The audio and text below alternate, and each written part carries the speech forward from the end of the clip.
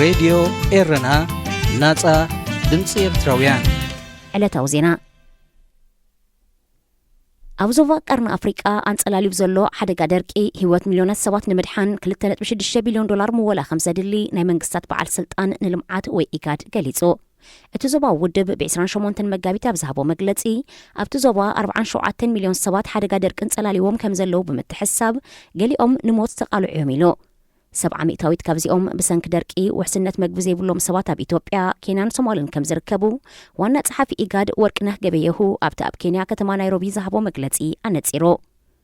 ሶማል ናይ 1.6 ቢልዮን ዶላር ህጹጽ ሓገዝ ከም ዘድልያ ዘመልከተት ዋና ጸሓፊ ኢትዮጵያ 710 ሚልዮን ዶላር፣ ኬንያ ድማ 378 ሚልዮን ዶላር ምወላ ከም ዘድልየን ዘርዚሩ።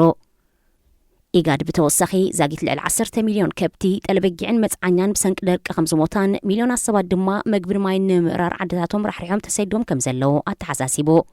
እዚ ብዞባ ቀርኒ ኣፍሪቃ አንጸላሊ ዘሎ ሓደጋ ደርቂ ኣብዚ ዝሓለፈ ልዕሊ 40 ዓመታት እቲ ዝበኣሰ ምዃኑ ትካላት ረድኤት ይገልጻ እኳ እንተለዋ መንግስታት ሃገራት ዞባን ኣህጉራዊ ማሕበረሰብን ቅልጡፍ ምላሽ ይበሉ ከም ዘየለ ይወቕሳ። ኣብ ርእሲ ዝኒ ኩናት ቢልዮናት ዶላራት ዘባኽናን ብሰንኪ ኩናት ከቢድ ዕንወትን ምዝባል ህዝብን ዘስዕባ ዘለዋ ሃገራት ቀርኒ ኣፍሪቃ ንገዛእ ህዝበን ህጹጽ ናይ መግቢ ሓገዝ ንምቕራብ ካብ ለገስቲ ሃገራት ረድኤት ምሕታተን ንብዙሓት ዘተሓሳሰበ ጉዳዩ። ብፍላይታ ኣብዚ ዘመን ብተደጋጋሚ ብደርቂ ዝተጠቃት ኢትዮጵያ በቲ ሓደ ወገን ካብ ለገስቲ ረድኤት ብምሕታት ኣብ ቅድሚት ክትስራዕ እንከላ በቲ ካልእ ወገን ድማ ስርናይ ንመሸጣ ወፃኢ ሃገራት ክትልእኽ ምዃናት ትህቦ ዘላ መግለጺታት ንብዙሓት ዘገረመ ዛዕባዩ። ምክትል ፕሬዚደንት ኣሜሪካ ካሚላ ሃሪስ እትመርሖ ላዕለዋይ ልኡኽ ምምሕዳር ባይደን ኣብ 3 ሃገራት ኣፍሪቃ ዑደት የካይዳ ኣሎ። ብ26 መጋቢት ብጋና ዝፈለመት ካሚላ ሃሪስ ዑደታን ኣብ ታንዛንያን ዛምቢያን እዩ ቀጺሉ። ዕላማ ዑደት ተላዕለወይቲ በዓልቲ ስልጣን ኣሜሪካ ናብ ሃገራት ኣፍሪቃ ኣብ ወፍሪ ምስራዝ ዕዳን ካልእ ምስ ቁጠባን ፖለቲካን ዝተሓሓዝ መደባት ዘተኮረ ምዃኑ ቤት ጽሕፈታ ኣነጺሩ።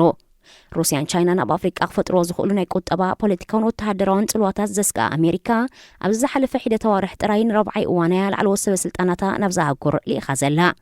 ካብ ዝሓለፈ ወርሒ ጥሪ 2023 ጥራይ ጸሓፊ ጉዳያት ወጻኢ አንቶኒ ብሊንከን፣ ጸሓፊ ክፍሊ ግምዣ ኣሜሪካ ጃነት ሄለንን፣ ኣምባሳደር ኣሜሪካ ኣብ ሕቡራት ሃገራት ሊንዳ ቶማስ ግሪንፊልድን ናብ ልዕሊ 8 ሃገራት ኣፍሪቃ ዑደት ኣካይዶም። ምምሕዳር ባይደን ካብ 13 ክሳብ 15 ታሕሳስ 2022 ኣብ ዋሽንግተን ዲሲ ኣብ ዝወደቦ መራሕቲ ኤርትራ ናይ ትርከበን ሒደት ሃገራት ዝገለለ ዋዕላ ኣሜሪካን ሃገራት ኣፍሪቃን ልዕሊ 40 መራሕቲ ናይ ዝኣህጉር ከም ዝተረኽቡ ኣይረስዓን። ብኣንጻር ዚ ብኣሜሪካ ዝተገለላ ኤርትራ ምስ ትርከበን ሃገራት ዝምድና ንምሕያል ዝጽዕር ዘሎ ፕሬዚደንት ሩስያ ቭላድሚር ፑቲን ብወገኑ ኣብቲ ኣብ ሓምለ 2023 ከካይዶ ወጢንዎ ዘሎ ዋዕላ ሩስያን ሃገራት ኣፍሪቃን ተመሳሳሊ ብዝሒ ዘለዎም መራሕቲ ክሳተፉ ዕድመ የቕርብ ኣሎ። ሰራዊት ሶማል አንጻር አልሸባብ ንዝካየድ ካልኣይ መድረኽ መጥቃዕቲ ድሉው ክኸውን ፕሬዚደንት ሓሰን ሼክ ማሕሙድ ጸዊዑ። እቲ ካብ አልሸባብ ሓራብ ዝኾነ ከባቢታት ዞባ ሒራን ኣብ ዝበጽሓሉ እዋን እዩ ካልኣይ እብረ መጥቃዕቲ ንምክያድ ምድላዋት ከም ዘሎ ዘፍለጠ።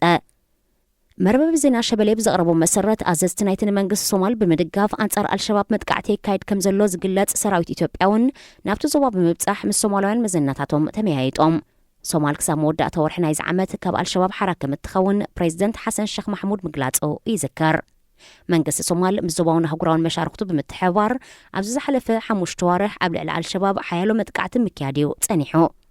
እዚ ካልኣይ መድረኽ መጥቃዕቲ ድማ ተበታቲኖም ዘለዉ ሓይልታት ትጉጅለ ንምቕራምን ኣብ ትሕቲኡን ዝነበረ ከባቢታት ናይ ምጽራይን መስርሕ ዘጠቓለለ ምዃኑ ይንገር።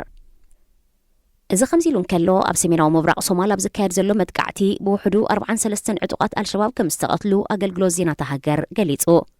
ኣብ ተመሳሳሊ ዜና አንጻር አልሸባብ ምስ መንግስቲ ኪናን መስሪታ ዘላ ርእሰ ምምሕዳር ፑንትላንድ ኣባላት ሽበራዊ ጉጅለዮም ዝበለቶም 10 ሰባት ብ26 መጋቢት ረሺናቶም።